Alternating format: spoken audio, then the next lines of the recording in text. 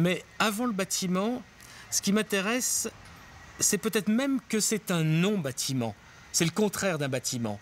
C'est le contraire d'une sculpture. C'est le contraire d'un monolithe.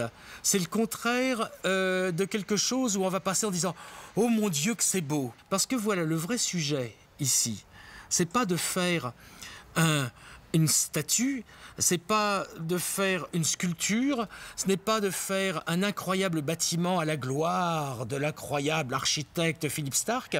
A contrario, c'est plutôt simplement de la vie. Alors la vie, vous savez, c'est très divers, c'est très riche, chaque seconde est différente. Si vous regardez une journée, le réveil, vous n'êtes pas pareil qu'à midi, vous n'êtes pas pareil que l'après-midi, vous n'êtes pas pareil que le soir. Après, la lumière va être différente, la température va être différente. Vous allez rencontrer des gens différents, vous allez avoir des actes différents.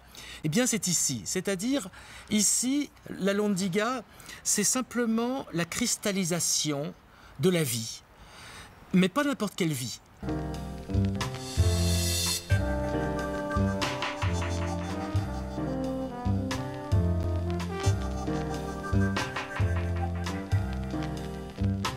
C'est pas mon sujet de juger, c'est même pas mon sujet de choisir. Mon sujet, c'est simplement de mettre la vie en évidence. Après, on va arriver dans cette espèce de lieu qui est à la fois vide et plein. C'est-à-dire que il est plein parce qu'il y a des bâtiments, 3 bâtiments très forts, très lourds, 3 blocs comme ça, selon quand on va revenir. Mais par contre, en dessous de ces bâtiments, toute la surface est libre. Moi, j'avais été très intéressé par l'idée, au Moyen-Âge, en France, on appelait ça la cour des miracles. C'est-à-dire, c'était des endroits vides, des places de village, où les gens venaient pour vendre leurs poissons, pour faire ferrer les chevaux, pour faire du théâtre, pour voler dans la poche des gens, tout arrivait. Et le centre de la civilisation, le centre de la ville, le centre de la vie, c'était ces places moyenâgeuses, la cour des miracles. Le terme est beau, une cour où il y a des miracles. Eh bien, ça va être ici. C'est-à-dire tout ce que vous voyez autour, là, c'est vide, afin que chacun puisse venir trouver des miracles, rencontrer des miracles, faire des miracles. Qu'est-ce que c'est, faire des miracles? C'est peut-être avoir une idée. Je vais avoir une idée extraordinaire. C'est rencontrer la femme de ma vie, rencontrer des amis avec lesquels on va trouver une nouvelle théorie politique. C'est ça les miracles.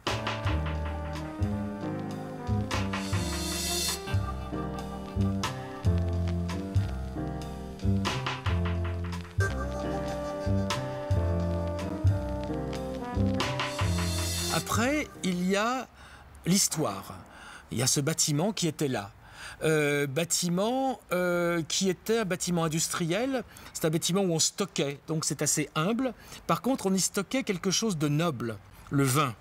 Donc, il y a cette histoire qui est là. C'est pour ça qu'on a gardé la façade et on a même gardé l'épaisseur de la façade. C'est-à-dire que les murs sont pas normalement un mur, c'est comme ça, c'est comme ça.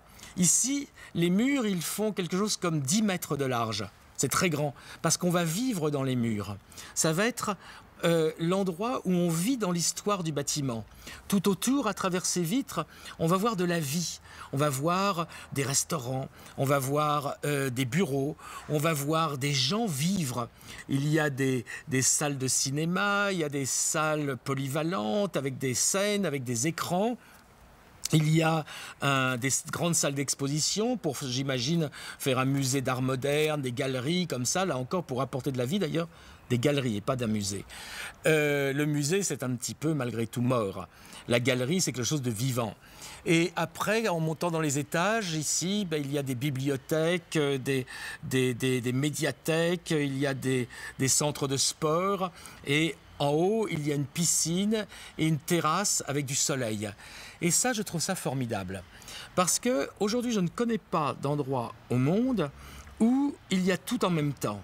C'est pas simplement pour un principe de que ça soit plus pratique. C'est vrai que c'est plus pratique. Mais ce n'est pas le côté pratique qui m'intéresse. Ce qui m'intéresse, c'est qu'une fois de plus, c'est la richesse de la vie.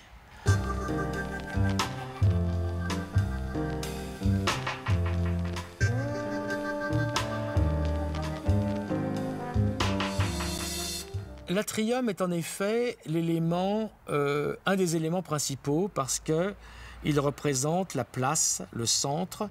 C'est un endroit libre qui, tous les jours, j'espère, va changer. Une fois, il y aura une foire du livre. Une fois, il y a des gens qui vont vendre des timbres. En même temps, il y a peut-être des gens qui vont vendre des légumes. Après, ici, il y aura quelqu'un qui va jouer de la musique. Après, il y a un couple qui va s'embrasser. L'important, c'est qu'il s'y passe tout. C'est ici la base même de la vie. Il y a, je ne me rappelle plus maintenant, peut-être 50, 60 colonnes, et elles sont toutes différentes. Et toutes ces colonnes sont là d'abord parce qu'on a besoin de colonnes, avant tout. Moi, je ne fais jamais rien pour faire joli. On a besoin de colonnes pour soutenir les immeubles au-dessus. Et chaque colonne est une sorte d'icône que je n'ai pas inventée, qu'on a pris dans les livres, une icône d'une culture. Alors vous avez des cultures italiennes, des cultures égyptiennes, des cultures du monde entier qui vont se télescoper, qui vont se rencontrer. On va voir 2, 3, 4, 5, 10 en perspective et tout d'un coup on va voir une italienne, une égyptienne, une chinoise, une japonaise et forcément, à moins d'être complètement idiot, ça force le cerveau à travailler. Ça force à des tensions. Donc, on a ici ce que j'appellerais simplement un champ de terre fertile, où eh bien, la personne qui n'aura rien à donner ne trouvera rien, ne donnera rien. Ceux qui ont à donner donneront et les autres trouveront. C'est de la vie qui va pousser. Donc, c'est ce qui se passe à ce niveau-là.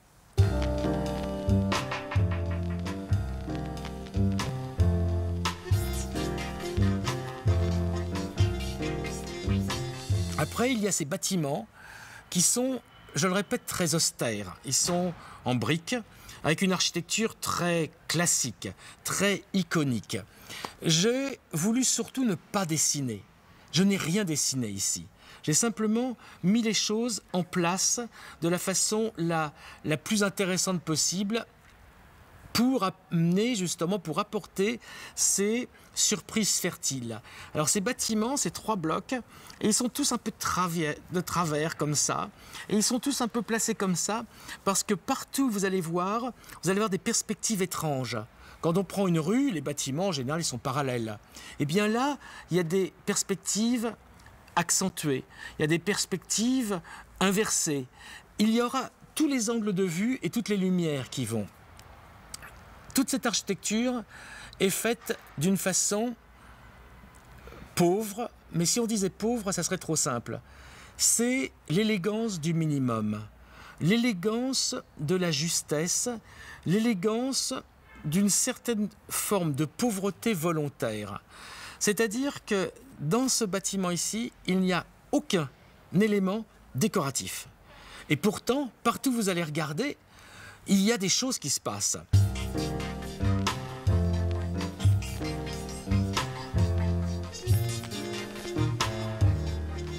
C'est une machine.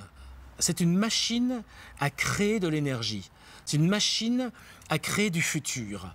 Ici, les gens vont voir les talents. Les gens qui ont du talent vont trouver des moyens d'exprimer leur talent. Les gens qui ont du talent ou une idée vont rencontrer des gens qui ont du talent. Ils vont faire. Ici, c'est la place du village à son maximum. C'est comme la place du marché. On vient et on discute et on fait ensemble.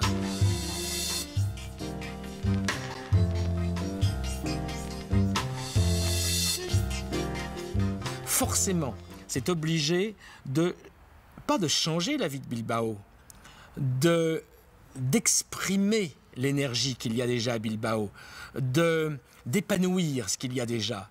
Mais cet épanouissement va avoir un résultat visible.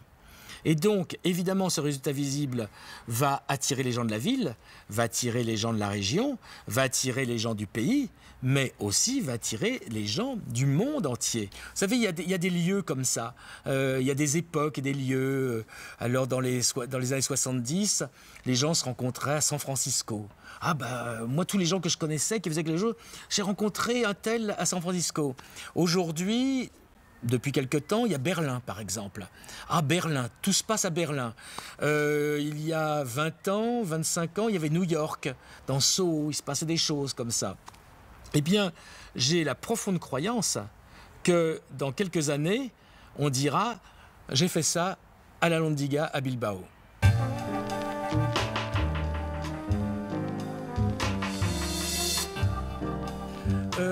Cet endroit-là, il est fait pour toujours. Un jour, il tombera peut-être de fatigue parce que la rouille aura mangé les poteaux métalliques, parce que les briques vont s'effriter, mais il n'y aura aucune raison fonctionnelle à ce qu'il disparaisse, tellement il va devenir indispensable à la vie, et il n'y aura surtout aucune raison stylistique, culturelle, pour qu'un jour on puisse s'enlacer. Le but, c'est qu'on se parle, qu'on s'aime, qu'on améliore l'intelligence, qu'on améliore notre société, qu'on améliore notre civilisation. Et si un jour quelqu'un pouvait dire « Vous savez, cet extraordinaire nouveau parti politique qui a quand même été la grande révolution du 3e millénaire, ce parti politique basé sur le partage, sur une plus grande générosité, sur une plus grande humanité, vous savez que ça a été fait à la Lóndiga ?» Moi je dirais « ça ne m'étonne pas ».